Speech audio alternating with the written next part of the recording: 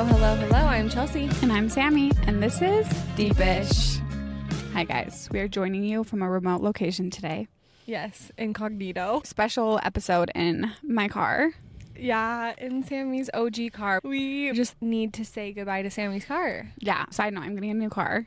Yeah. And I have been insanely emotional about getting a new car because I've had this car for 10 years and it's gotten me through every phase of my life. I'm sure so many people feel that same way about their own cars. But it's funny because we told both of our husbands, oh, we're going to do it in the car. And they were both like, why? That's weird. And no, I get that. And I was like, we need to say goodbye to your car. Yeah. But honestly, this is going to be a new segment.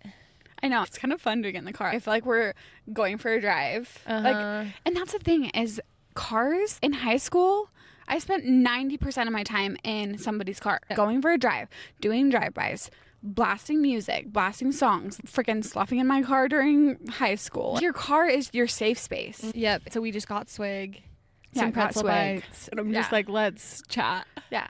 It's We'll so just fun. chat in the car. Okay, side note, we need to ask you guys for a favor. I know. Are we close enough for you guys to do us a favor yet? So what we need is take 2 seconds and follow us on where you're listening, either Apple, Spotify, and rate our show. Give us 5 stars, give us a follow, and if you love us enough, leave a review. Yes, that would just mean the world to us and just help us so much. Yeah, our little podcast is finally starting to grow, and getting those reviews out there helps more people see our podcast and more people listen. So take 2 seconds, do it. Thank you. Love you. I'm mad at you. Oh, no. I'm mad at you. I know. I feel sick about it. I feel Okay, sad. so one of her predictions for the new year was, I predict that one of your kids will have a potential illness and it'll be really scary, but then you'll get the results and he'll be fine. And I was like, don't put that on my kids. So the other day, Riggs has been getting bloody noses almost at least 4 times a week. And he's gotten bloody noses like his whole life pretty frequently. And our doctor's always saying, oh, it's allergies. He has thin skin up there. Just put Aquaphor. It's not a big deal. So we haven't like ever stressed about it. And then the other day, like he woke up and he just looked really pale. He was getting bloody noses almost every single day. And I was like, this is weird. I'm going to take him in, just see what's going on. And the doctor's like, yeah, he looks great. I feel like his iron levels look fine. But if he gets any mysterious bruises or big bruises, come back in. And I was like, okay. So over the next few days, I'm like, he's fine. But then he got a humongous bruise on his arm. And I'm like, I have no idea how he got this. He didn't fall. I don't know where this bruise is coming from. So we go back and the doctor was like, oh yeah, I do not like that bruise. That doesn't look good. And he was like, I'm going to send him in for blood work and see where his white blood cell count is, because all of these symptoms could potentially be a sign of leukemia. Terrifying. He wasn't saying, I think he has leukemia, I'm nervous. He just threw out that word and I wanted to die. I was like shaking. Mm-hmm. And he's like, yeah, so just go get his blood drawn and see. And again, he reassured me. He was like, I don't think he has it, because I guess they check your eye, your water line, and if it's really pink, that's a good, or whatever. He did like all these physical exams on him and he's like, everything else looks great. So we have to go up to Primary Children's, get his blood drawn, and I was just obviously not okay. Yeah, it's terrifying. I'm like, this is the worst. And so we go and it was just horrible. His blood draw was absolutely a nightmare. He's just sitting there and I'm sitting outside the waiting room because I'm such a baby with this stuff. Brandon's holding him, but I guess he was like writhing around and I just hear him screaming in there. And I guess, like Brandon said, the needle was like going everywhere. Because he was moving so much. Yeah, and so when I finally, like, as soon as it was done, I like ran in and I was like, come here, buddy, come to mama. And he's just like bleeding so much and I'm like, this is the worst. So then a few days later, I'm calling the doctor every morning and I'm like, hey, have you gotten the results back? No. And then finally they're like, we got the results back. Everything looks great. His white blood cells look amazing. The only thing is like his red blood cells are extra large, which could be an indication that he's not getting enough leafy greens and stuff like that. So he just gave me a diet recommendation. So he's like, everything else is fine. And I was like, I cannot tell you The relief. that relief. Oh, it makes me so happy. Yeah, but then I got blood work done for Lennox as well because he has a shellfish allergy. We know that. We've done like the pricks like on the skin and gotten those results, but I was like, well, we're already getting Rigsy's blood done. We might as well do a blood draw for Lennox and just get confirmation of his like allergy. A full panel. Yeah, full panel. And Lennox, it was like fine. Like he was like, ow, but he got it fine. Results came back from that, and super allergic to shellfish, which is like disappointing, but then also like it pinged for celiacs potentially. And that's obviously devastating in its own. And I'm trying to not freak out or jump ahead. So we're going to a specialty doctor for him to look at his results like more in depth, and then we'll be able to tell what the next steps are. But I just thought that whole Rigsy thing, I was like, of course you said that. I'm sorry. And that's the thing, is when you're like, we're mad at you, I'm like, I'm so sorry. I did not mean to put that on you. I know we're joking about it now, but you were genuinely like, I'm devastated, I'm so sorry, I love you so much. I was just trying to be silly. Like, you were so genuine, and I'm like, no, I'm not really mad at you, but you were. Because that's the thing, as I just was thinking, okay, as a parent, what type of things come up? Like, I don't, you know what I mean? Like, just trying to think of something different than you're gonna start crafting again, you know? I know. We'll say my prediction said that everything would be fine, and that was manifesting it. I know, but I'm so grateful that Riggs is okay, because that was so. As a mom, it's terrifying. Like, that was the worst. Getting through any of that. That was the worst thing ever. Yeah. Okay, so now let's get about your car. I feel like we've had so many good memories. We really have. And I think about just loading up all of our small stuff in my car and taking it to shows when we had our little business. I know me and Sammy had a baby clothing boutique. We still have it, and we still do shows and stuff, but we would cram this car to the brim. Road trips. Yeah.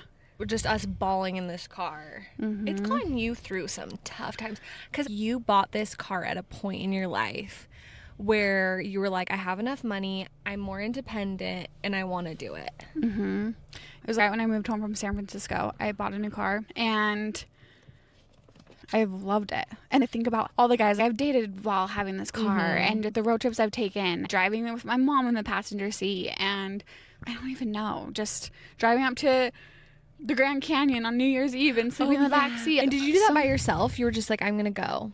I had Emily come with me. I was literally going to go by myself, though. I know. That's what my memory is. You're like, I'm going to Grand Canyon. Yeah, and then I was like, do you want to come with me? And then she was like, hell yeah. We've done a lot of road trips. You being like, I'm outside, let's go on a drive. And us just driving. Yeah, just sitting in my car talking. That's the thing. It's just like the noise that's on right now is the freaking AC running, music on low, us just chatting. And car has a smell, like a good smell. But it's yeah, you like walking in, it's very perfumey. Like a girl's car. Oh, that's good. But can I tell you something? It's so funny, because what you told me, that my center console was always so gross. Because every time you get in my car, you are the type of person who just looks through all my shit. Yep. And is like, ew, what is this lotion? Oh my gosh, this has been in here forever and whatever. And then you're like, I'm a brat. You're like, your middle console is always so gross. So every time I deep clean my car, I think about you, and I'm just like, freaking Chelsey, my car will be clean. Oh my gosh, you know what also? As we said, if either of us die, how we'll send messages is straw wrappers, and you always have a zillion straw wrappers in your car. Not so much anymore, but back in the day there was always like 10 straw wrappers everywhere. Straw wrappers are the death of me. So many straw wrappers. And I remember one day I drove to your work, and I grabbed one of my straw wrappers and I put it on your windshield. Do you remember that? It was on my door handle. It was like, and you always text me that, straw wrappers, boo. But I don't know what that is about me. I'm such a snooper.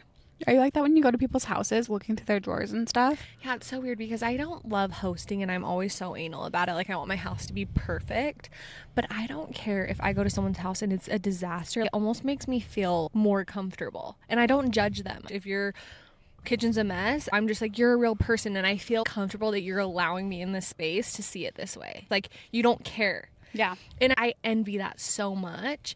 And I'm the type where I'm going to go in your pantry and grab a snack, and I'm going to look through your drawers and look at everything. I don't know what that is about me. Just curious.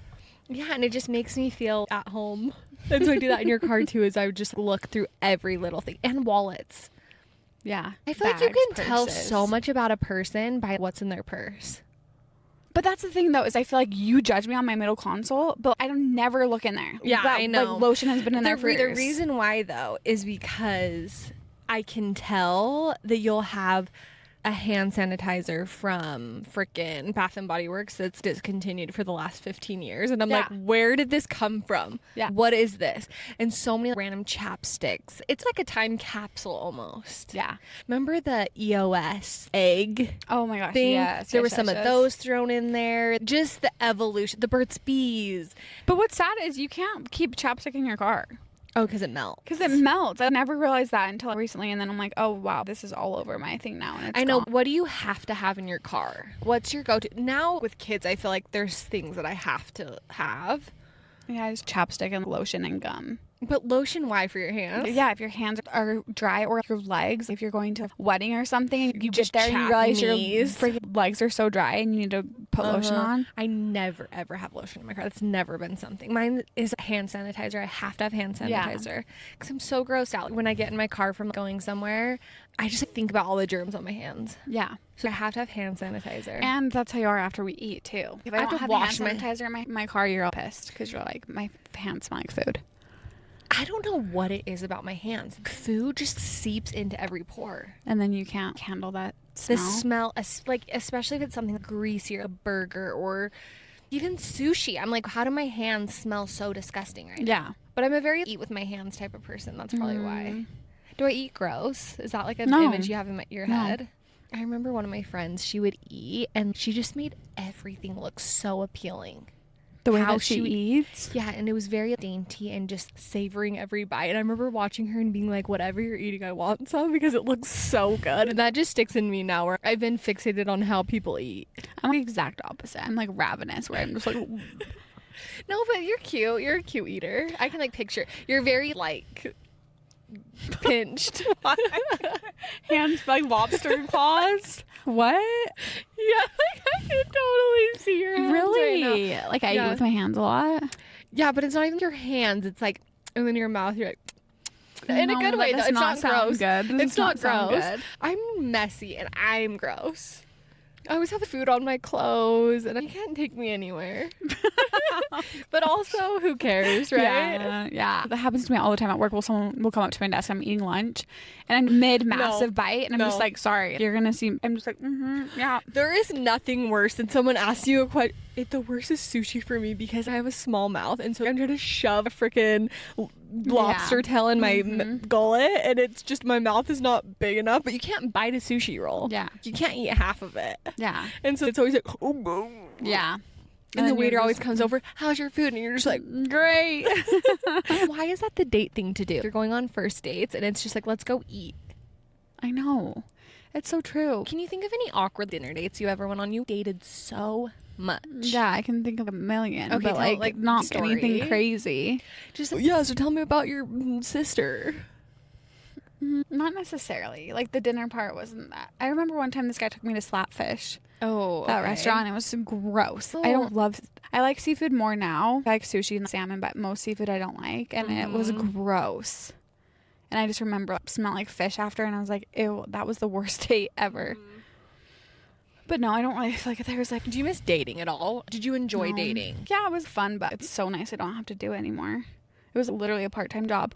But the other day at work, we were talking about this girl dating, and she was talking about the apps and stuff. I'm like, I would love to swipe for you. I would love to see how things have changed. I know, like do all because you went through the whole app scenario. I never did apps. That was past my time after meeting Brown. There was no apps.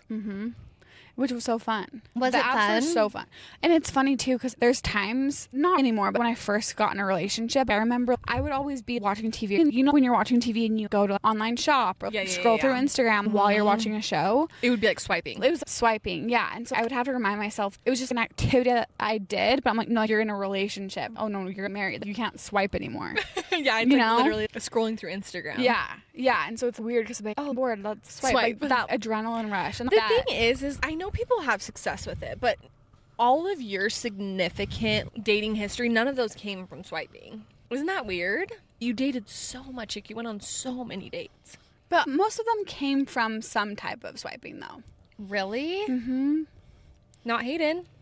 Not Hayden. Not, we'll beep this. Yeah, it was Tinder. Tinder? Mm-hmm. He was? Yeah. He actually had messaged me, and then a year later, I responded to him. I was off the apps and then I got back on and I was like, haha, is it too late? And he was like, no, haha. And then we reconnected. What about? So it was because of who I met on the apps. Oh, because he was best friends with. Okay, it's hard though because you had some type of connection with them. I mean, him not, but the other person prior to the apps. You know what I mean? You kind of knew of them. I just think too, being on the apps, I had seen Hayden a couple times on the apps. You did? Did you ever swipe? I feel like we matched a couple times. So then Are you serious? Like, if you would see someone that you would know, you would match, but you wouldn't. It would just be like a nod, like a little "What's up?" You know? Yeah. Yeah. So if you saw a random, you would always swipe for not them. necessarily. It would depend on my relationship with them. Was there anyone you saw on there that you were like, I cannot believe you're on here? Like a married guy or something? Or Well, just not that, but just, someone you knew back in the day. And you're just like, whoa, that's weird that you're on yeah, here. it'd be weird. Random people from high school. Oh, now you're freaking messaging me on Tinder. This is weird. Yeah, I just remember the first girl that we knew got married from Tinder. It was like 2013 or something, and it was so weird. I just never had that experience. I'm sad. That's I didn't the thing really is, date it was a lot. such a normal thing though. People who were never on the apps are like, oh, I could never do the apps, but it actually is. But then where do you super meet normal. people? I think people who are single and they refuse to get on the apps are doing themselves a huge disservice. Because even if you don't meet someone on the apps, I met so many fun guys and different friends. And friend groups, because a lot of those guys you would hang out with, you'd meet their friends. Yeah. Or they'd be like, oh, hey, want to come to this hockey game and whatever. And I'm like, yeah. I really genuinely feel like I had my funnest times from guys that I met on the apps. That like, we just went and did fun stuff. And I was more spontaneous, just responding, being like, yeah, let's go. Let's do it. I started dating Brandon when I was so young. And then I guess when we were broken up, I had that dating period. Yeah. Where I would go on dates, but not really. It was like, oh, let's hang out and then we'd kiss. But Yeah. it was never like, let's go on a date. Or I like had just like a straight up meeting a stranger. Can you imagine? That's the thing is that people don't realize. They're literally, strangers. hey, come pick me up at my house. And then it's just like, hi. And then the whole, do I look like in my pictures? And do the, it's so like blind date crazy. on steroids. The vulnerability is max. Yeah, because I remember I went on one blind date. My cousin set me up on a blind date, and it was horrendous. Really? He was talking about his ex-girlfriend. Oh. And we had Thai food, and it was just not it. Yeah, there's nothing worse than a bad date. And he was older than me, and he just talked down to me a little bit. Oh, yeah, you're young. And I'm just like, Kate, you're 25. Chill out. yeah, you know? Yeah. But other than that, I'm kind of not sad, but I just don't have that experience of just like, dating a bunch. Are you happy that you have that? I feel like you dated and kissed so many boys. Yeah. Yeah, I'm so happy that I had that. And I wish I would have, I feel like until 25, I was not doing my single years right. No, like, you weren't dating at all. I had one serious relationship that was on and off for 3 years, and then I wasn't dating at all outside of that. Maybe like 1 or 2 setups or things like that. I remember, but it was weird. What changed? Because once the floodgates opened, you were like dating. I think I just started getting on the apps, and that was when I moved into that apartment with Bailey. I literally had just turned 25, and I was like, I'm just gonna have fun with this. And I went on like a spree. I know. No, I didn't. 23 was so hard for me. 23, I felt so old. Are you serious? Like I remember I was just like, oh, I'm not married, I'm 23, whatever. But then once I got past that 23rd year, 24, 25, that's when I really hit my stride. And I definitely was still lonely and stuff, but I was having so much fun. Did you start dating Hayden when you were 27? That's perfect. Looking back on it, are you happy about that? Yeah, I feel like it worked out great. We started dating when we were 27, got married at 30. That's what I would want. If some little young girl is 18 and whatever, I'd be like, no. Yeah. Go find yourself, go have fun, do whatever, and then. But there's 2 sides to it, because also there's something about getting married young, and if it works out, you kind of just build your life together and have fun. Yeah. But then also you're trying to figure out who you are. Yeah, I think Do it you can feel be that good at all? and bad. You have to kind of figure out who you are. Or do you feel like you have a very secure image of yourself? Not if I have a secure image. I feel like if I would have gotten married at 22 or whatever, my life would be so different, because I changed so much from 22 to 27 or 28. What was the big things? I left the church. I was LDS when I was young, and I think... Do you feel like you were diehard in the church?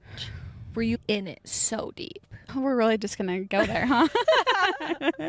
It's the car. Yeah, it's the car. And oh my gosh, it always goes back to religion. Like, do you believe in God? Let's just talk about it. I know, literally. Okay, here's my religious synopsis of my life. Okay? You're never going to know mine. Yeah. So growing up, super religious, very LDS, my family. What do you mean super religious? Were your parents Like, super devout? very devout, did not watch rated R movies. We hosted baseball players that would come live with us every summer, and they weren't allowed to have iced tea or coffee in the house. They were very... Was it like you have to go to church on Sundays? Yeah. Young women's, all of the things. My dad was like a Sunday school teacher. Went every Sunday. And then as I got older, probably like junior high, we kind of started going less. My brother left on his mission, and then my parents, just maybe out of laziness, didn't really go very much. And so we got out of the habit, but I still would go. I went to girls' camp and whatever. And then there was one point in high school I was going to church by myself. My parents stopped going. Oh, really? But they were still like in it. They were just kind of... Yeah, they were gone a lot or whatever. And I just remember a couple of times just feeling so victim. Like, oh my gosh, I'm just so devout. I'm going to go. So that affected you? Even though my parents aren't going, whatever. Because there's that shame embedded in that too.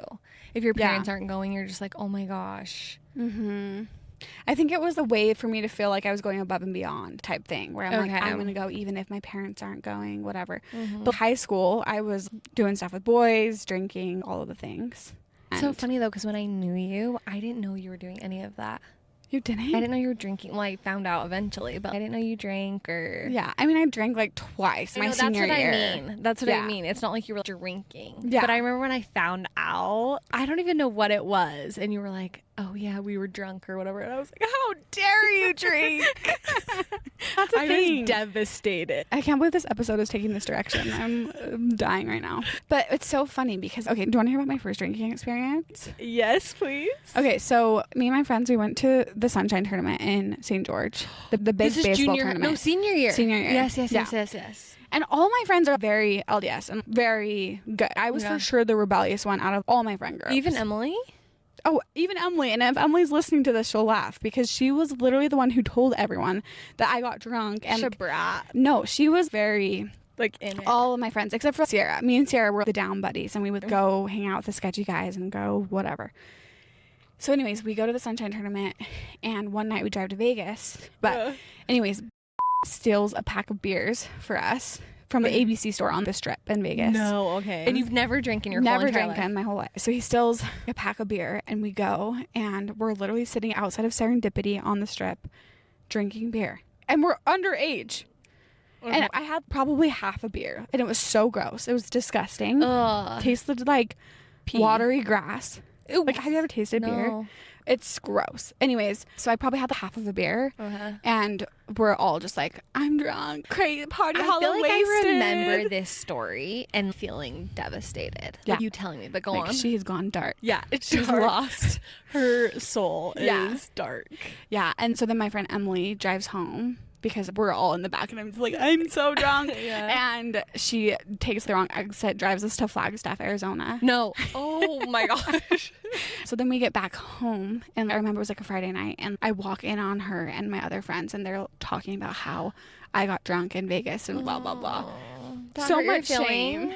Yeah, well, it's funny now because now all my friends have left the church and drink, and it's whatever. But yeah, it definitely was like, what the heck? Everyone's like, Sammy's lost. But that's the thing. I wonder how high school is now, because I know my high school, no one drank or smoked openly. It was all behind the scenes. I don't feel like any of my girlfriends did at all. But then all the guys were probably popping pills. Like, you'd be hanging out with guys and they would be like high.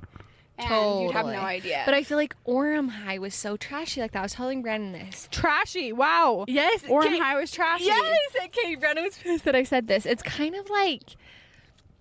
Yeah. Okay, but this was when I was going to Timpanogos. No. So riddle me that, biatch. I know, but I feel like Orem High was more down. But I guess it was just the people I knew. The boys or from more Orem fun, High. or cooler, or less uptight, you know. Oh, yeah, that's a good spin. But I remember I found out that all of my guy friends were selling pills at Timpview. That is dark. That's dark. But I didn't know. None of the guys were openly doing that. Yeah. But then I found out that everyone is on pills. Yeah. But that's the thing. It was more like Adderall and stuff like that. And then you just steal your parents' pain pills. Yeah, see, that's toxic Provo culture. Where that definitely was probably happening at my school too with certain people. But that's the thing, is that was so just innocent and dumb. Like, obviously, yes, I shouldn't have drinking and whatever. And there was a couple of other times I got drunk and whatever. But looking back, wish I would have more. And I wish I would have cared less about hooking up with guys. I wish I would have just had fun and not been so... Did you feel the church was just... Oh, yeah. You got in these cycles that you would do something and then you felt shame and guilt and went to your bishop and that whole thing. How was that cycle for you? Yeah, so that's kind of going back to the whole religion thing, where I would be like, okay, this is what makes me happy. I'm going to do this. It's like when you're starting a diet again, where you're like, okay, I'm going to be so good at You have picking good costume. experiences going to the bishop. Like, oh, this bishop's cool. Yes and no. For the most part, yeah. I never had any traumatic experiences in high school. Obviously, looking back, I'm like, okay, why did he need to know all that? You're weird. And I'm grateful because I feel like that aspect is definitely changing the bishop interviews. And I think based on what I hear, things are shifting away from a lot of these inappropriate things that I grew up with, which I'm happy about. I don't want our youth to be going through the trauma that I did. In these specific conversations that this man is having with you behind closed doors is really not okay. Yeah, but the repentance process is a huge part of the church. So how are they going to get around that? Your mom comes to the interview with you, or okay, maybe you don't have to ask how many times if he touched you here, if he touched you there. Maybe not those specifics, but if they're going to move away from that, that's a huge part of the church is the repentance process. Yeah, I'm sure just hopefully the specifics. Yeah. Because I just remember I never did really anything with boys in high school. And I remember going to the bishop and he was like, very specific, like all of these things. And looking back on it, I'm just like, how are you allowed to ask these questions? It's creepy and weird. Yeah. And my parents at least were like, yeah, this is the head of the church. There's all of this endless trust where I'm like, that's weird. But then these kids also don't feel comfortable sharing with their parents. I'm talking to the bishop about these things. It's a weird dynamic. Maybe what the church should do is encourage kids to have these conversations with their parents.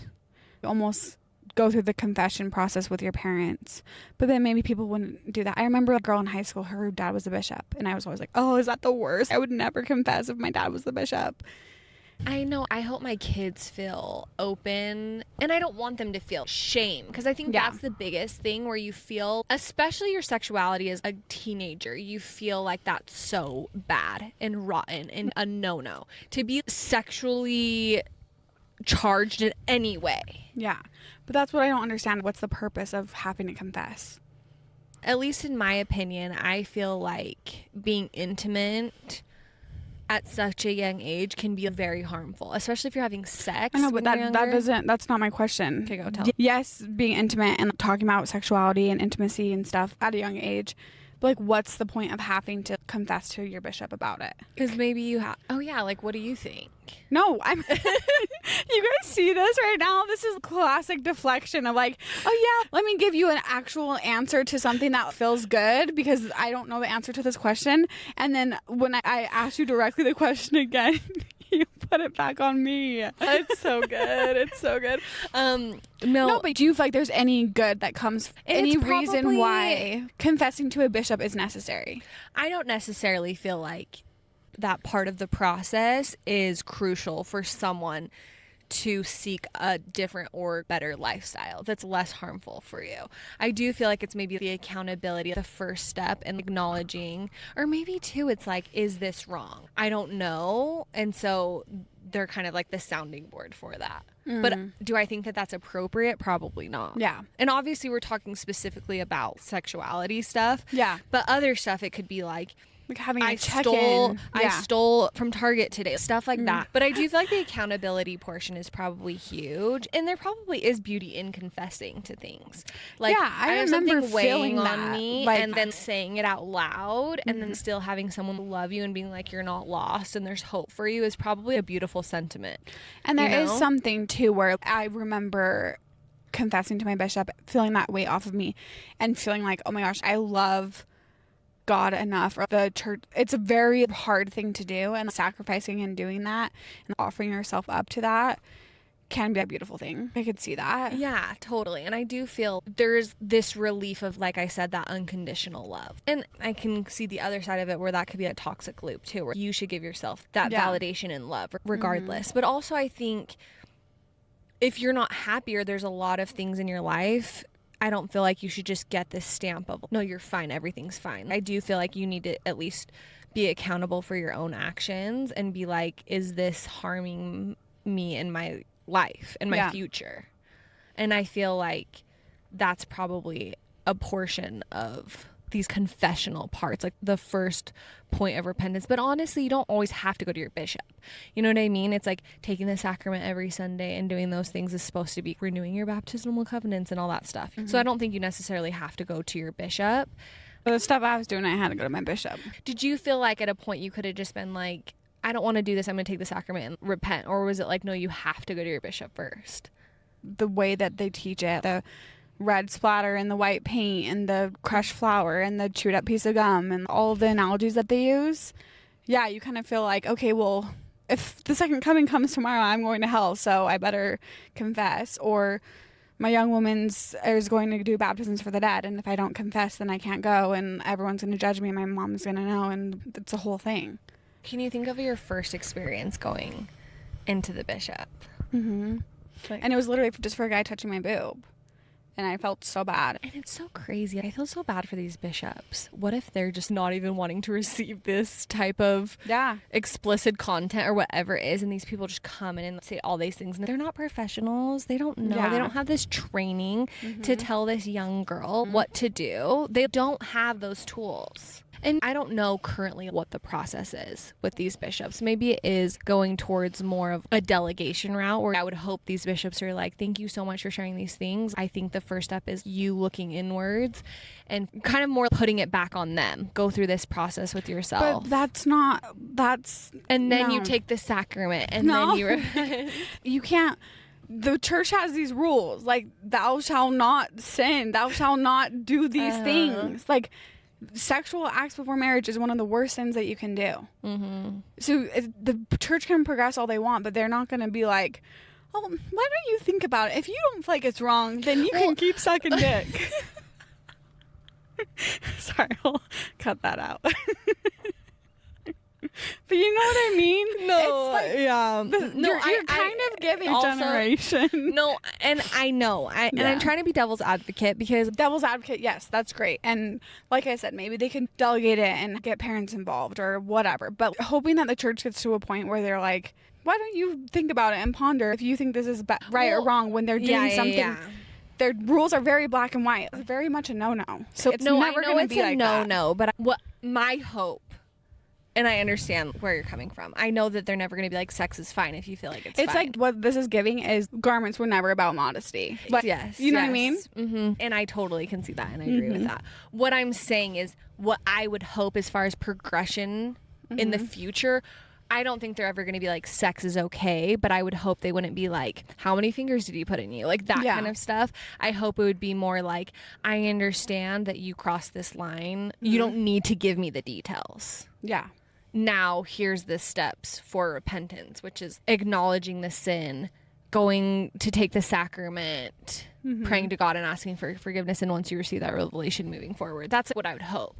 I hope it wouldn't be like, hey, I'm meeting you every week and I'm going to see all these intense things. That leg of it is just very problematic in my eyes, these bishops having to talk, especially to these teenagers. Yeah. I'm sorry, are you mad at me? No, I'm not mad at you.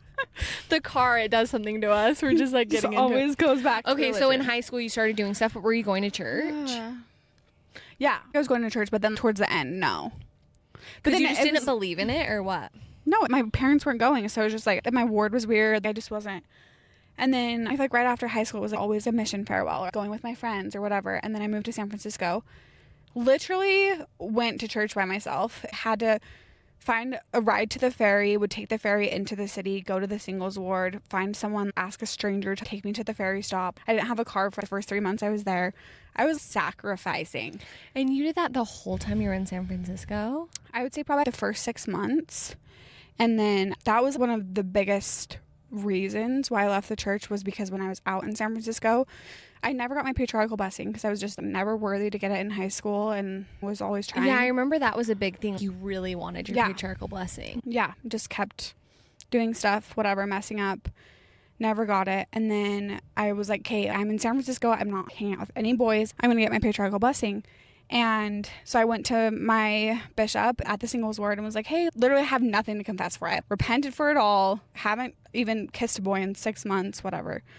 And he literally pulled up a record of my tithing and asked how much I made and tallied up like I owed something dollars. And he was like, once you square up with me, we can get it scheduled, basically. Literally paying for your patriarchal blessing. I was like, I make $300 a week.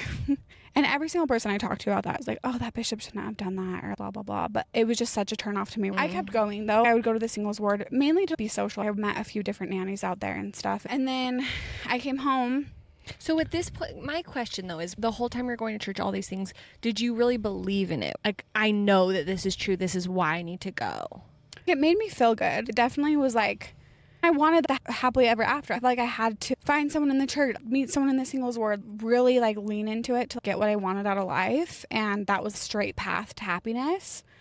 And so, yeah, I would be like, okay, I need to start dating. I need to start going to church. I need to be the freaking Relief Society president. I wanted to be a teacher in Sunday school or give a talk in church so that guys could see how spiritual I was, you know? So was it more for just kind of that happily ever after? Or were you ever reading the scriptures or listening to a talk and you were just like, oh my gosh, this is the like truth? I remember general conference and stuff being like, oh my gosh, yes, like Utorf, I love it. Chills, Utorf's you know? still a homie, honestly. Yeah. And I felt like that for a long time. And then that guy that I dated from 21 to 24 or whatever, he was in the process of leaving the church, and that was so hard because my family was really wanting me to end up with someone and was really concerned about me not getting married in the temple, and that was just really hard. But a lot of the conversations I had with him, like I remember crying to him all the time because I was so confused. And he was just like, you're stressing too much about it. Deep down, you know what you want. And I'll always remember that conversation where I'm like, I do feel like I know, but I'm trying to fit a square peg in a round hole and make this work because it's like my path to happiness. And so then I think maybe a year after that, I kept going to the singles ward just for like socializing, to meet guys, hoping that I would find someone. And there was a couple guys I dated where I'm like, yes, I could make this work. I could be the best Mormon girl ever and we could get married in the temple and it would be awesome. And then I think I just finally let go of that. This is stressing me out too much, and then learn more about it. And then, what do you mean learn more about it? Like, I don't believe in this. Because I feel like for so long I was trying to make it work. And then when I finally was like, could I see myself leaving this? I should figure out if it's true or not. There was a lot of things, and I would text my family, especially the tithing thing came up again, where I think I had gone back to my bishop again. And I wasn't a full tithe payer. And that question always, because if I'm going to do something, I'm going to do it right. I'm not the type of person to go to the temple and not be worthy or do anything like cheat my way into the system. And so I took that question very seriously, where, are you a full tithe payer? And I'm like, no, I'm not perfect. Like I try and pay here and there, but whatever. And it was another time it got in the way of me getting my patriarchal blessing. And I asked my dad and brother, what is the point of tithing? I don't understand. Tithing just feels so wrong to me, the way that they do it, at least. So that was one of my big hang-ups. And then I had friends starting to leave. They started telling me stuff. I started reading more stuff. Was there ever a point where you're like, hey, I'm done? Like, can you remember a time, or was it kind of a slow fade? Yeah, I think it was after that bishop's interview when I tried to get my patriarchal blessing. I remember sobbing to my roommates after that. And I was like, I'm trying so hard to be everything that they want me to be. And I've never felt worse about myself, about my life. And then I started just putting it on the back burner and letting go. And then that was when I started unwrapping everything. Yeah. And then officially it was out. Was it so much better, your spirituality and your self-confidence and self-worth after? Oh, yeah. And just dating, too, was so much better because I could fully own who I was. And I wasn't like, oh, you're LDS and oh, whatever. It was just like, no, I'm not. And I want someone else who's not. And then I found so many guys that were in the same situation that I was. Because you have this image, if someone's not in the church, probably dating too, where they're just this wild, rebellious, just getting drunk every night. And then you kind of realize that's not the case. Yeah. It's probably the boogeyman monster isn't what you had been perceived it was your whole life. Oh, totally. And like I've said before, most of the guys that I dated that were LDS were way worse than the guys who weren't. Oh, yeah, you told me that. Yeah. Like, all the guys I met on the mutual dating app, which is like an LDS dating app, would try and hook up with me on the first date or ask for nudes, all of that stuff. And you could tell they had deep-rooted issues with it, too. You know what I mean? Like, so weird. Just weird stuff. But I felt like the guys that weren't were so much more level-headed, kinder, authentic, treated me better, all of these things. Because especially in the church, if you're not married, if I'm going out with a 30-year-old who's LDS and not married and his family's disappointed in him and he has all these weird complexes, it was different. And then even just religiously and like God in general, I've been on a journey with it, but I remember when I went on my first date with Hayden, I guess it was actually our second date because we went back to his house, but he had the whiteboard and he had the reminder on there to pray. And I was like, oh my gosh, but I knew he wasn't LDS, but he is such a good person and obviously believed in God and whatever. And I felt like my whole relationship dating him was such a better experience. And it wasn't even a question in my mind. At that point, I was definitely out and knew I didn't want to be a part of the church. And he didn't either. We both were raised in it and we knew enough about it. And we both have friends that are LDS and it just worked out perfect. Was there any points getting married that some of these hot button situations would come up where it's like, I'm not getting married in the temple. We're going to have an open bar at our wedding. Was it ever scary and, okay, this is really where I'm at? Or do you feel like everyone knew where you were at that point? I think Hayden moving in, that was kind of scary to tell them. Because I never imagined I'd live with a boy before I got married. But it's weird because when my mom died, it was just kind of like nothing matters anymore. Nothing's that deep. But yeah, having an open bar at my wedding, my dad didn't support and didn't pay for, and he's not a fan of, but that's fine. And that's what's amazing is I feel like I've come to such a good place where I remember just being devastated that, oh, my family's not going to be proud of me because I'm not going to be married in the temple and I'm dating this guy who's left the church and whatever at 24. And to where I am now, it wasn't even a question in my mind that I'm getting married in the temple or that they even cared or that I'm having alcohol at my wedding. Because you were so secure in where you were at and like your relationship and Hayden that it's like nothing else matters because I know that I'm bigger, better, more full. I know Hayden's so amazing. Yeah, and they know too. I hope at least that they see my life looks maybe different than they'd want, but that I'm happy and I'm still a good person and all the things without the church. And I just feel like being out of it, it makes things way less complicated. There's no question. There's no them questioning if I'm coming, if I'm going, what's happening with my kids, what's my boundaries, where I stand. It's just like they know where I stand. And that's very freeing, where I'm very confident in that. And obviously I respect where they stand. And are you able to have religious conversations, or is it kind of just like rolling your eyes like, oh my gosh? It's hard. As I'm talking about the bishop and you're like, you're giving my dad. No, it's hard. There's certain topics that are upsetting. Like, for example, my dad getting sealed to another woman, that type of thing.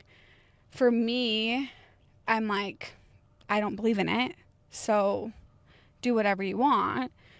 But just those type of things. That was definitely a fight we got into with that. Me being like, I don't believe it. And he's like, you don't? And I'm like, what do you mean I don't? Yes, I don't. I'm sorry. A touchy subject, but yeah, I don't know. I feel like it definitely could get heated. And if I talked about it a lot, even with you, there's topics that we disagree on. Or even with some of my friends, I feel like there's topics we disagree on. But do you feel like you're very deconstructed, or do you feel like it's still coming up in ways where you're like, whoa, this is affecting me? Oh, no, it's very deconstructed. I think I get heated about it when topics like this come up, especially, and I think a lot of people who've left the church relate when people talk about the church changing. It's like, that's great, but also it's a WTF. I feel like for me, I use the analogy of the church as my ex-boyfriend who treated me like shit, but now he's in a new relationship and treats her like a princess, and it's amazing. And of course you're like, what the heck? Why did you change for her but not for me? Yeah, and it's annoying, but then also I realize, I'm in a better relationship and I'm in love with someone else now, and so it's less triggering. But still, if someone brings them up and is like, oh yeah, now I can shoulder my shoulders, you're just like, wait, what? Yeah. Or like, it was never about modesty. You would never do that to me. You never took me to dinner. You never did this with me. Yeah, and so it feels very, But then also, would I rather have my ex-boyfriend be treating that other girl like crap too? No, I don't want that. I'd rather have more positivity and more love and more change in the world, even if that's not my relationship anymore. Totally. That's the thing, is I do want all the change and the positivity and the growth from the church.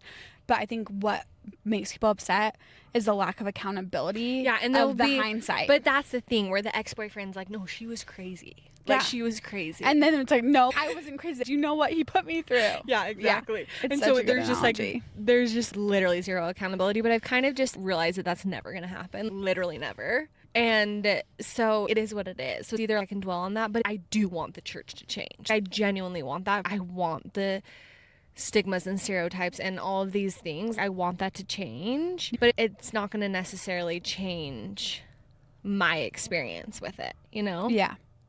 I don't know. And that's the thing is I really don't think about the church hardly ever. Yeah. And I don't really feel like I talk to many people about it hardly ever. Mm-hmm. But if you get me going, then it's like, let's go. Yeah, totally.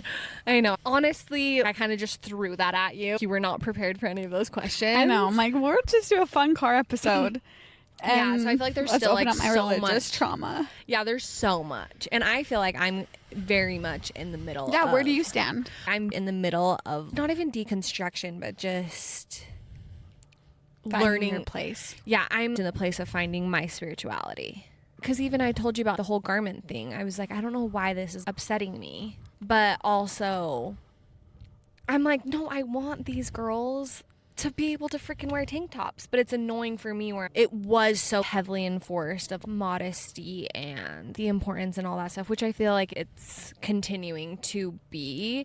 But I'm sure a lot of people had that trauma of you cannot show your shoulders. Now there's going to be a slip and you can wear underwear under the slip. And it was like, no, you're supposed to get rid of all of your underwear when you get married and really commit. There's lots of things where the bruise was hit on with my ex-boyfriend where I'm just like, oh my gosh, ouch, that hurts. Yeah. And I've had a lot of experiences with bishops that were very inappropriate and unacceptable. And I realize now I can see, and in the moment I saw that, yeah, men aren't perfect and that bishop shouldn't have said those things and stuff. But really, these bishops have the keys to your salvation. And that's upsetting. And that's what I'm saying. I hope there is change. And I hope that more education on these leaders of this ward. I feel like I'm not making any sense. You're doing great, sweetie. Thank you. So basically, when Brandon and I were getting married, we had to go to the bishop. We never even had sex or anything. And I know some of my friends were literally having sex and were able to get their temple recommends within a few months. And that's what's so confusing too, is it varies bishop to bishop. The sentencing of it all, yeah. And they really put, a sentence on your time. I remember going to this bishop and I was like, okay, and he was like, okay, you really have to go through this repentance process. And it was so intense. We had to go to temple prep twice a week for 8 months. We couldn't do anything. And for 8 months, we did nothing. We barely kissed. We didn't lay down and kiss. They wouldn't let us. He had this whole list of rules. And we had to go in once a month. And Brandon was at a different singles ward. And he got his temple recommend in 2 months or something. And mine, I remember after 6 months, I had the temple recommend questions printed out on my nightstand.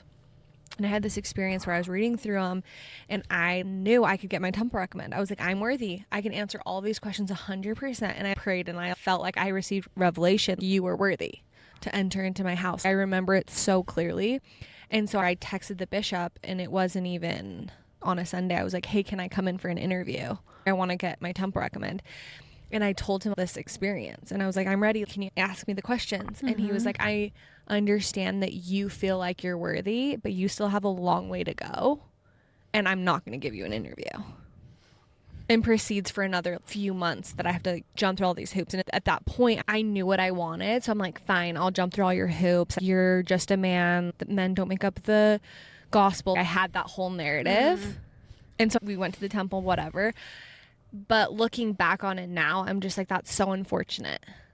Yeah. But that's not my reasons for my spiritual journey. All those bad little things, it's more, do I believe in this? Do I really believe in the gospel? Well, because I think it takes a few of those experiences to then make you be like, okay, I'm going to really figure out if I do believe in this, if it's worth it to stick around for these things. And at that point I was like, I don't care about these experiences because I know my spirituality is so much more than this interview. It was never really like, oh, I was offended in Relief Society or this or that. Yeah. And I could see all the toxicity, but it was more like, what's my relationship with Heavenly Father and what are my covenants that I'm making? And I was very like gospel based, and then it started rolling into why am I feeling severe anxiety when I'm sitting in church, when I'm listening to these messages and a lot of this doctrine, not cultural. And I was like, I know I should be being like, yes, but then what if my soul is taking me in a different direction? This is not. So that's kind of where I'm at right now, where I'm just like, all I know is I don't know, and that feels amazing. I'm just like, and I'm the opposite. Okay, why? You're like, all I know is I don't know, and that feels amazing. How does that feel amazing to just not know? Because I was trying to shove myself into this is the truth and the knowledge, and it wasn't working. And so the moment I let go of that and I was just like, I don't know, it felt like freedom. Like being okay with not knowing. Yes. Okay. Being okay with not knowing, and also realizing that I can evolve and change. And I don't ever want to be married to anything. Where tomorrow I might feel completely, maybe I'll literally see God and Jesus and Joseph Smith and him be like, yo, this is true, whatever it is. Who knows what my future's going to bring, but all I know is I'm going to live up to my highest values that I do every day. I'm being very intentional with my spirituality, and that feels really good. Where I do want to live up to my values, because I feel like that's going to point me in the direction where I want my life to go. And then everything else, we'll figure it out along the way. And that feels very freeing to me. Yeah, I love that. Okay, so now let's get into politics. Tell us about your trip to DC. I loved Washington. Yeah? I loved it so much. Okay, also, what type of flyer are you? Are you an anxious... Oh, you hate flying in general. But I mean, do you have to get to the airport 3 hours early? Are you an anxious flyer leading up to actually being on the plane? No, but Hayden is, and it's annoying. Brandon is too. Such an anxious... He has zero anxiety in every other department, but when it comes to flying, I'm like, chill out. You have to get there on time. No, we're always 2 hours early. And he has to get to the gate. I'm like, let's just peruse freaking airport shop and just get a freaking $13 carameled apple. And he's like, no, we gotta get to the gate. Figure out, make sure it's on time. He just needs that knowledge. That's exactly how Hayden is. And then we're sitting there for an hour and a half. I'm like, are you so happy we're going to be the first to board and that we get to sit on the plane for 45 minutes? Oh, it's the worst. I don't understand why people want to get on the plane fastest. I don't get it either. I guess if your seats are assigned, that's fine. And if you're trying to get your bag in and everything, that's fine. Yeah, if you have your carry-on that needs to be up and then there's not enough space. But worst case scenario, and they check it. And it's so funny because it almost feels like a cultural thing. Because if you really think about it, it's like, why are we all racing? Everyone is like, they're the first up and need to get in line. Have you ever missed a flight? No, have you? No.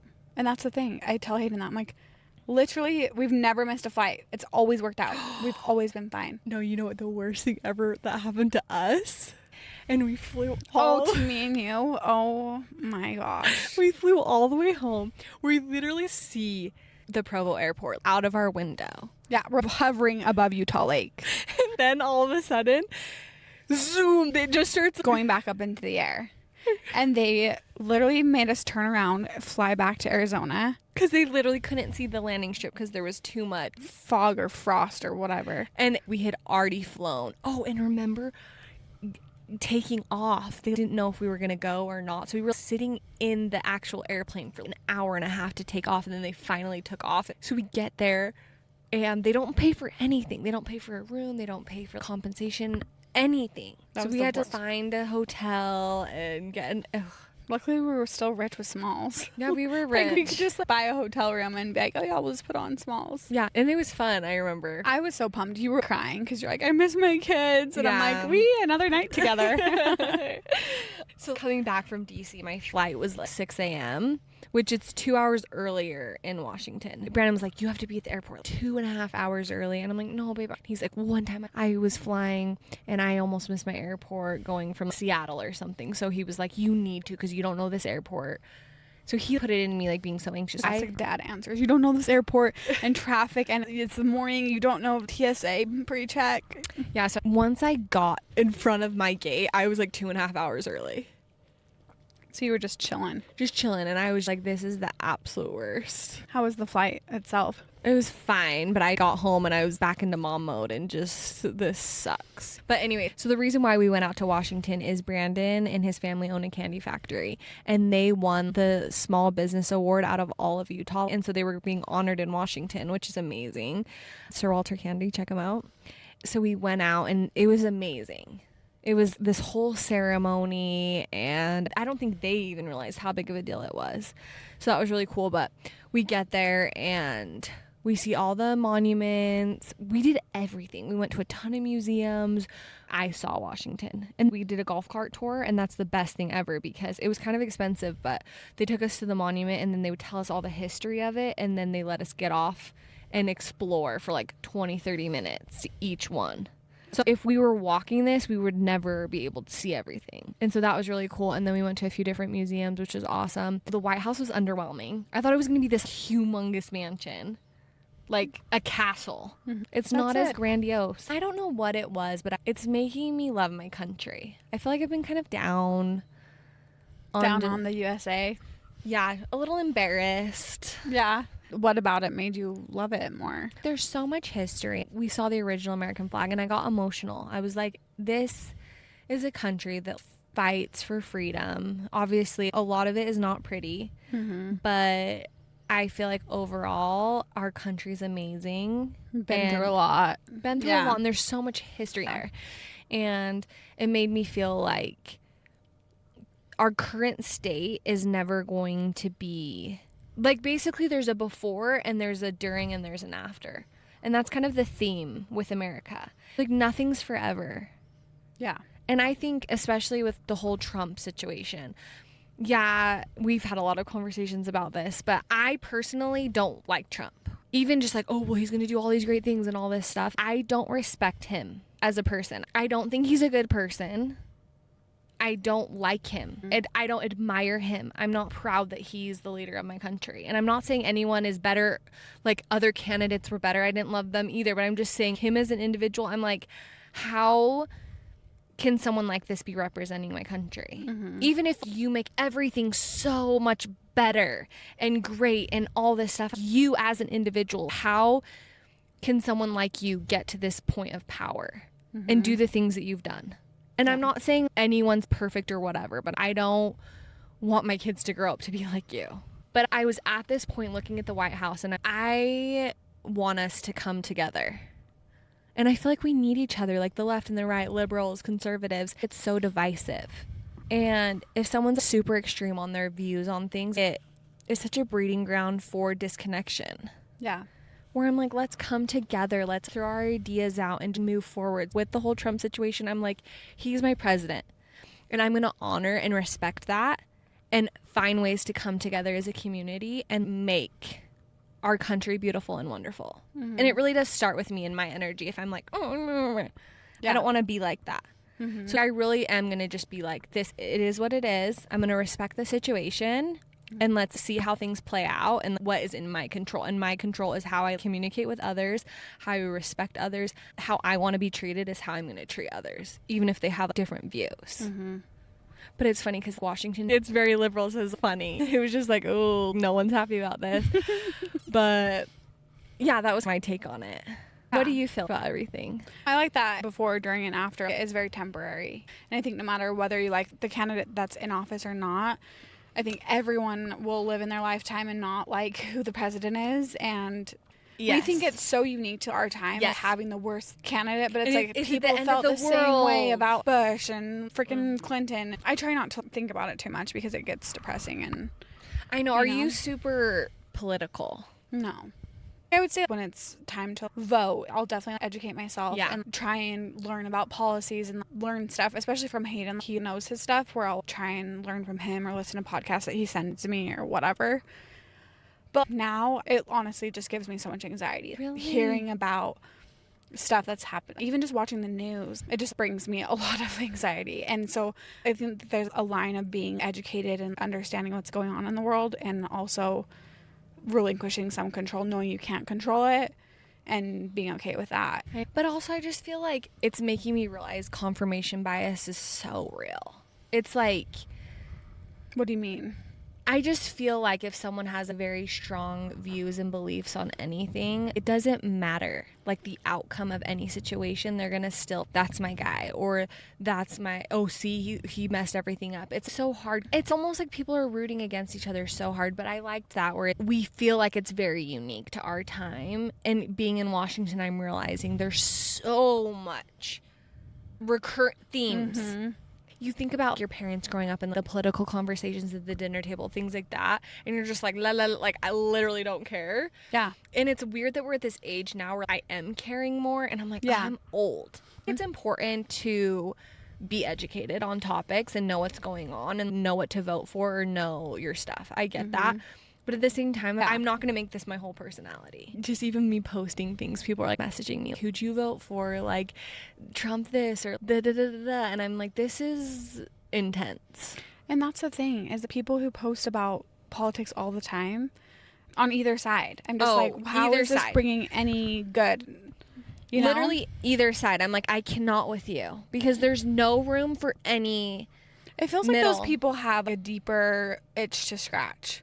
They need to be heard about something. Or they think that they're doing. But I get that too, where if that's your personality, that's one thing. But for me, I'm like, I want to sit down with someone and learn about their life and their history and what makes them tick. What are their hobbies? What are their interests? Yeah. And then their political standing really is not. And obviously, too, you're more attracted to people who believe similar things that you do. Religiously, politically. But that's not how I want to live my life. I want to grow. I want to learn. Yeah, it's way more fun to have diversity. Yeah. But I think a lot of these people, especially if they're posting a bunch of all this stuff, they're like, I'm unfollowing you if you ever this or that. Yeah. And it's like, your whole life is just going to be like yes people that all agree and all think the exact same things. It's so uninteresting. I feel like we're very similar on a lot of topics. Obviously, there's points where we intersect and points that we're just like, I just remember the first time Trump was elected and we were like sitting in a hotel room and I was just like, I don't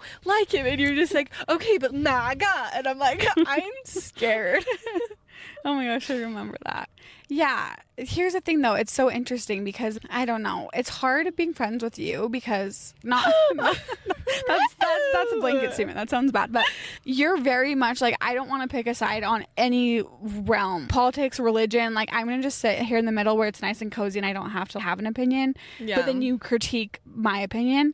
Where I feel like, so then I have to defend it. Where you're like, but what about this? But then I can't come back at you and be like, well, what about this? Because you're like, I don't know. I'm on the fence. I like both things. You know? I know, that's genuinely how I feel. I'm not trying to be like, no, my opinion, I know, I'm just saying, when it comes to debating politics and religion with you, but do I come at hard. you? No, at the hotel room, yes. I know. I mean, that was what, back in 2016 or whatever. Yeah, we were just going off. But we genuinely agree. That's the thing, is I don't like Trump either. But yeah, I think that, because when I finally told you like what it was, because you're like, no, but like his policies, and I'm like, I can get behind policy and I can get behind certain things. Yeah. But when I explained to you, I don't like him as a person. I don't respect him. I don't think he's a good dude. Yeah. You were like, I can see that. That makes sense. For me, I'm not talking about policy or anything or any other candidate, because a lot of people all say that and they're like, oh, Kamala. And I'm not even saying I like her. I'm talking about him as an individual. Yeah. He's not my vibe. Which is fine, but that's the thing, is I don't think...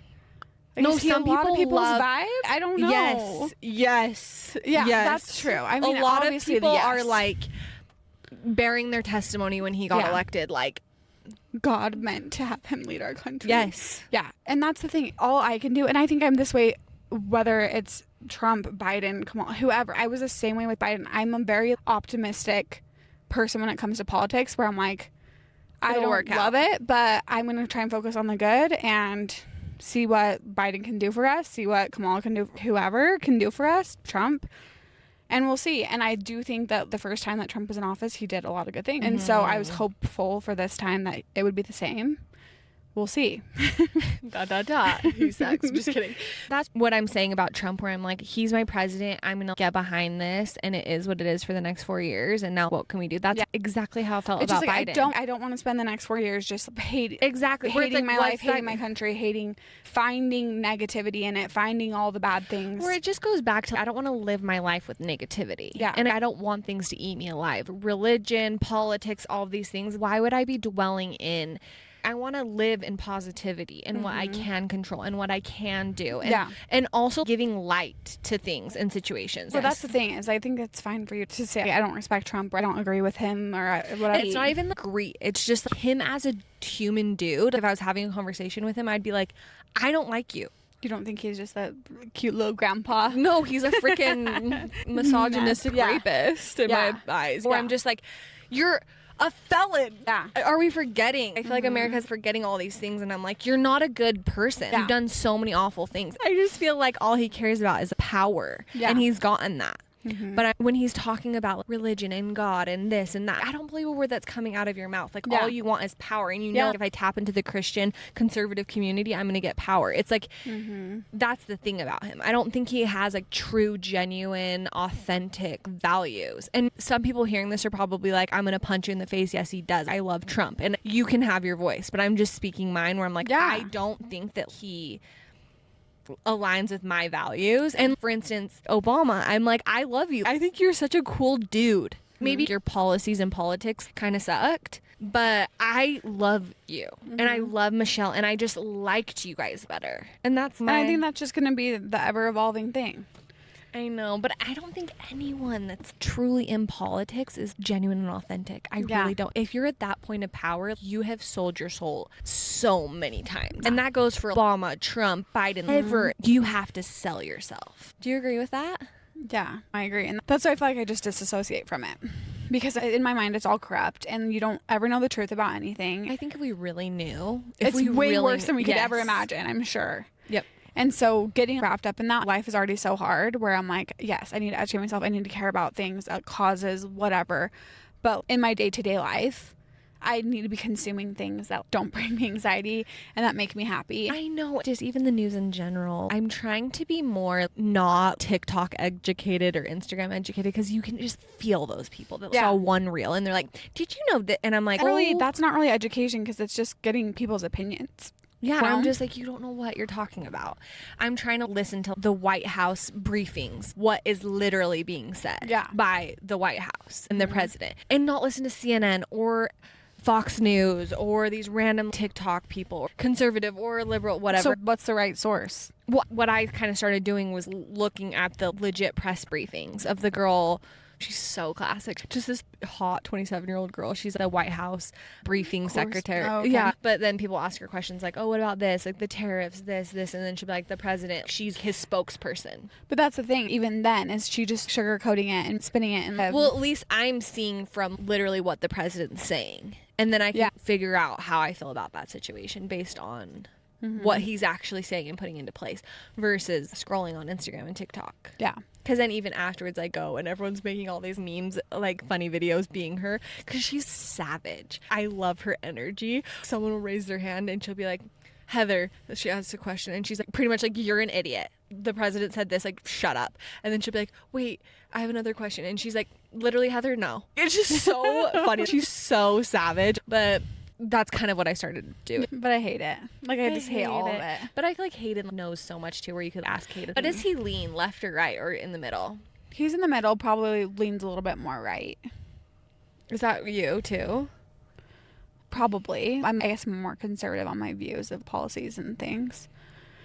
But definitely in the middle too. Yeah, I'm definitely like pro-choice and pro-life, and depending on the day, ask me this or whatever. Yeah, I'm definitely like... If we talk about abortion...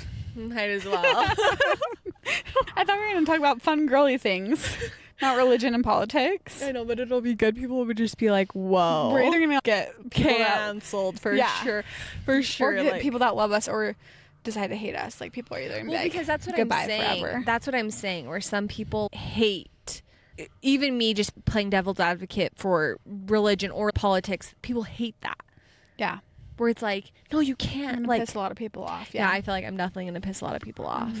And I'll probably piss a lot of people off too. And so how's your mental health? How's yours? It's good. I'm sorry, I'm eating a pretzel bite. How's your drink? It's too sweet. I'm trying not to drink caffeine right now, and I got a Sprite. Okay, yeah, so why aren't you trying to drink caffeine right now? Oh, yeah. Thanks for asking. I'm not drinking caffeine because I am in my 2-week wait because I did my IUI. So how's that been? Weeks ago. Good. Good? No, have it. I mean, it was hell. I was literally on medications for 3 weeks straight. They had to redose me. I was on the highest doses, and it was like killing you inside. Literally like killing me all inside. the side effects. I literally still have freaking hives on my chest. It was bad. It was rough. But I feel like it's been your worst experience. Yeah. I was on the steroid, and I feel like I gained 50 pounds. No, because it's just so much water retaining water, and I didn't sleep for 2 weeks. It just was so bad. But I'm just grateful that we got to the point because they had to redose me. My follicles weren't growing, like all of this stuff. And then they ended up redosing me, and my follicles grew enough for us to be able to do our IUI. So in hindsight, I'm feeling so grateful that we actually got to do it. 2 days you went in, they were like dead.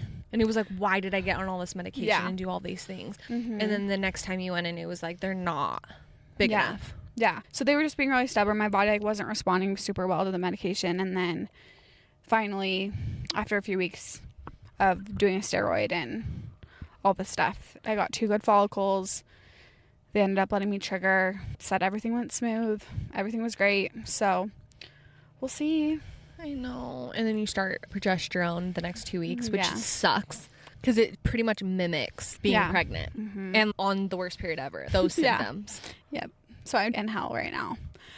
Physically, and I feel like crap. And mentally, how are you doing? I know there's a little bit of like, oh my gosh, I'm so grateful I was able to do that this month. Yeah, I feel mentally good. Obviously, because it's with infertility, if you don't have a plan or if you're stuck in limbo. I've been in limbo for the last 8 weeks because I had to get my hysteroscopy.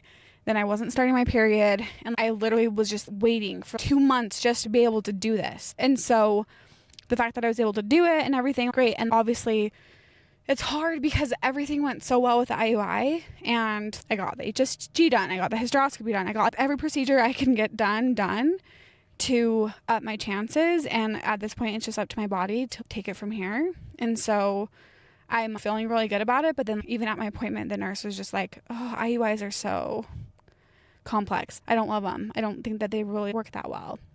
But then I know multiple people who it's worked on the first shot or second shot, and they've gotten pregnant from IUIs. So I know it can work. So then part of me is like, wait, crap, am I pregnant? There literally could be a baby in you right now. That's what's so freaking crazy. I know. But also, here's the thing with this specific IUI, I feel like you've given your body every single possible chance for it to be successful. If you have done it all. So there'll be no regrets if there needs to be a next step. Oh yeah, I know, I have no regrets. And especially with this one being so hard, I don't think I could do it again. No. Especially with how poor my body was responding to it. Because it's for sure confirmation that IVF is our next step.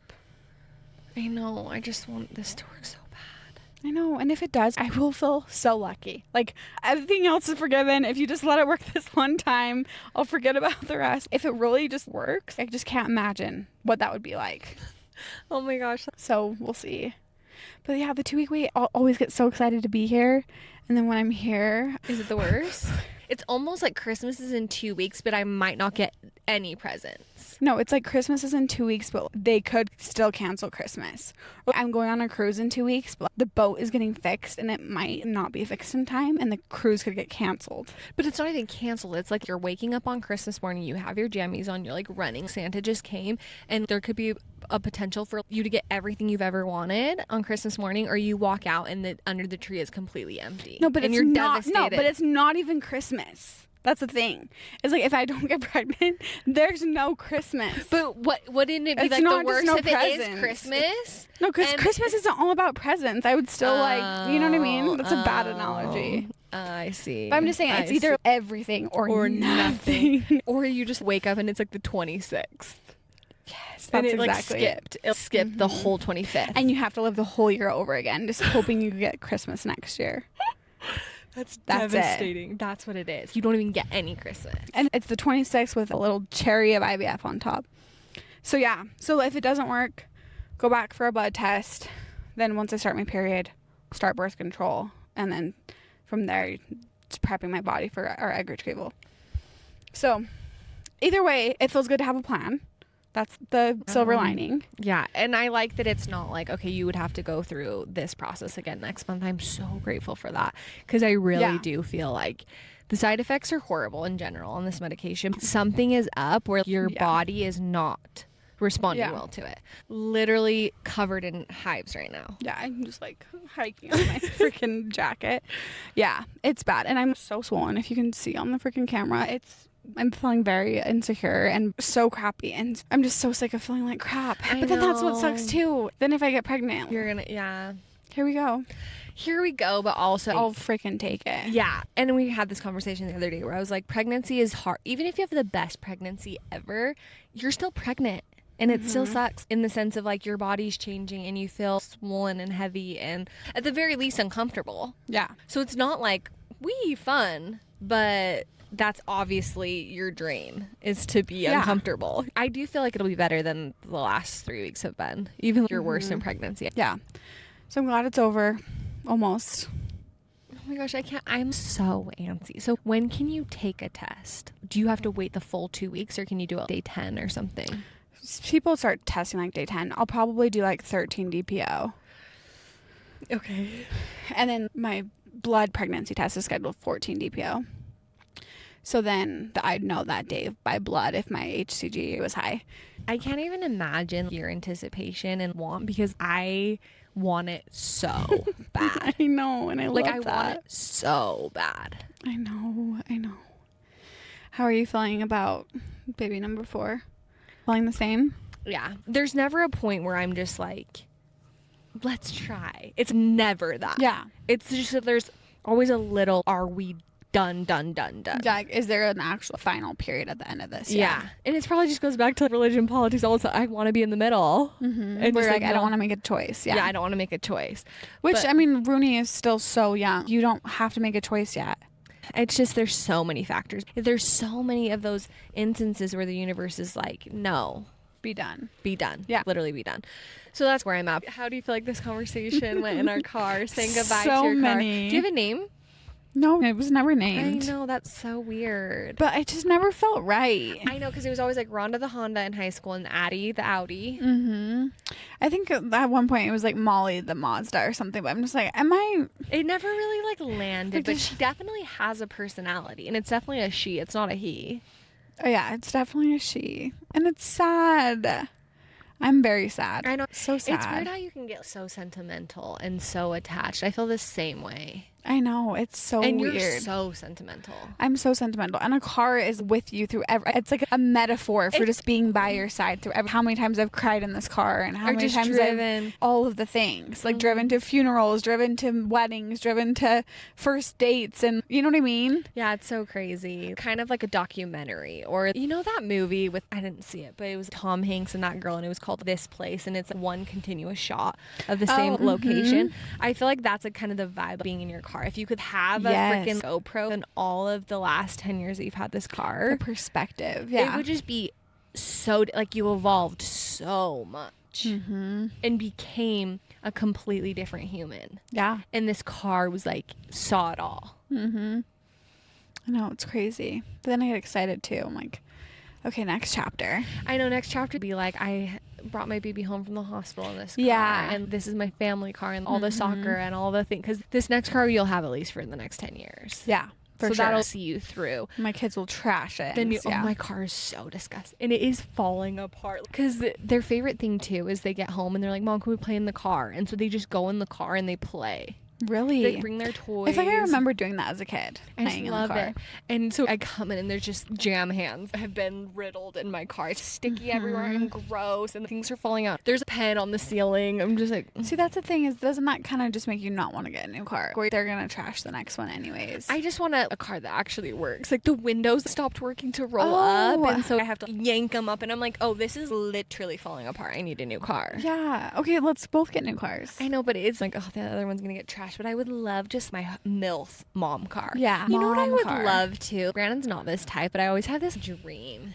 I would love him to just be like, surprise, here's a new car. That energy of just that grandiose of a surprise. He's not that type of person. But I think he's probably learned where it's like, she doesn't like the color. He needs my input, but I would love for him to just kind of know the type of car I want and just show up with it one day. That's what I told Hayden as we were shopping for this car. I thought Mother's Day for sure it would just be in my driveway. Are you serious? But no. But he was like, what? Your car just disappears? I need you part of that process. I'm like, I know, but I know exactly what I want. That's what I'm saying, where I'm just like, I want these grand. That's the thing is I hear there are these wives who their husbands surprise them with trips where they pack their bags for them and do all of this stuff. And I'm like, husband, be more like that. So there's like that a little bit more of that it. energy. Yes, there's that, like, because Brandon's definitely surprised me. Like, even for like my a getaway. Well, for my 30th, he was like, we're going to this European cruise, and he booked everything, and then I got pregnant, and so we had to cancel it. But he bought me a suitcase and did a scavenger hunt, and it was the grand. Now we're going to Italy and this and this, and I was like, whoa,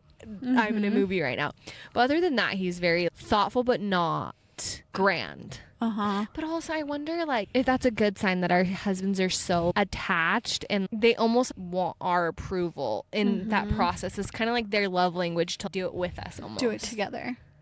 Yeah, that sounds like an excuse. Okay. I'm just kidding. Maybe I fucking hate him back. But it's just so much fun when we do it together. When you help me, I'm like, okay. You're like, okay, yeah. But so you want me to do all the work. Yes, that's the thing. But also I'm wondering, there could be another thing where these dudes that are doing all this stuff, is there something else? Is there a little bit of Are love you making bombing? up for something? Yeah, are you making up for something? Yeah, their marriage is probably sucks. They like suck so bad. They're cheating on their wives. Probably, honestly.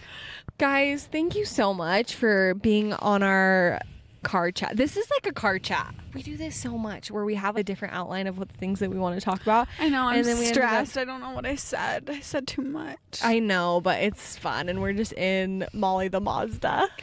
That like really does not sound good. I know, it really doesn't. That's why I hate there's it. just nothing. I was like, I'm too old for this. I'm too old to name my car. Does your car have a name? No. Yeah. So I feel like I want your car to have a name. The next one, we'll name the next one. Because she'll be pretty, and then we'll name her. I'm so excited to go on what we're gonna do is part 2 in the new car. Because I love this. And then we'll do forward facing instead of nostalgic, looking back. I mean, we didn't really do nostalgia. It was like hot button topics. I wonder what people's takes on all of that will be. I want your guys' opinions. I feel like it was wrong. Tell us we're right. I was so flustered.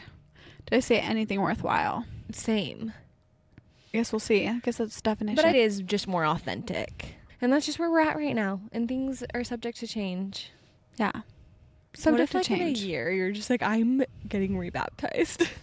That would be amazing. Would you come? No. Just kidding. I'm not worthy.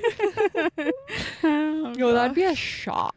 Would that be? What would be the most shocking thing if I joined a different religion or if I rejoined the LDS church? More shocking joining a new religion. I'd be like, why? Really? If I was like, I'm going to take up Buddhism? I'd be like, cool, but I feel like it'd be more shocking. You're not giving religion, you know? Yeah. You're not in search of meaning or something. Yeah. You're like, I'm good, you know? So that would feel shocking to me. I don't know if I could see it, but you being like, Chelsey, I just, in my car, just realized that I believe in Joseph Smith. He just seems like a homie.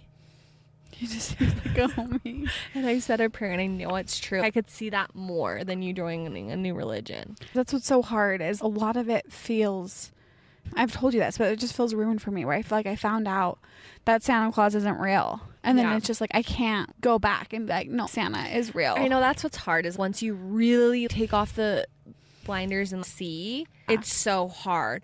And so it's almost like these people that are it's hard. I don't want to be like... No, but sometimes I'm like, these grown adults, really smart people believe in this. But they feel it though too, and I want to honor that and respect that, you know? Yeah. And they truly, that brings them... No, and that's the thing. Yes. It's and great. Here's what I will say, religious-wise. I wasn't being the best version of myself when I was deep in the church. I wasn't living up to my truest best self. I was becoming a worse person. And so for me, I had to read into that and see why that was. But some people, they really feel like they're honoring and becoming their truest, highest self. Yeah. And I need to honor that too and respect that. And I don't need to, I want to. Okay. But I love this chat. This is very true to an actual car chat, honestly, because I feel like that's like just driving around, looking at houses, whatever it is, and then it just gets down to religion And politics. And we've never really gotten super deep with politics. We don't really care. That's not really what we talk about. But religion, for sure. We've had so many conversations in this car, in such an evolution of beliefs and me thinking a certain way. Because you've paved the path for me in a lot of ways. Oh, yeah. I remember multiple fights we've gotten into. Yeah, where you're like, I feel this. And I'm like, no, but this. Your kid's going to believe. And I'm like, I don't know. Yeah. You know what you guys should do? Leave us a review. Leave us a review. Rate our show. Hopefully you did before you finish this episode. I don't want to follow us. Just do it. It'll literally take 2 seconds. If you've listened to 2 hours of us talk, just go on really quick. Follow. Rate. Comment. Leave us a 5-star review. 5. Yeah. 5. Yep. Okay, guys. Well, thanks for joining us. We will talk to you next week. Love you. Bye. Love you. Bye.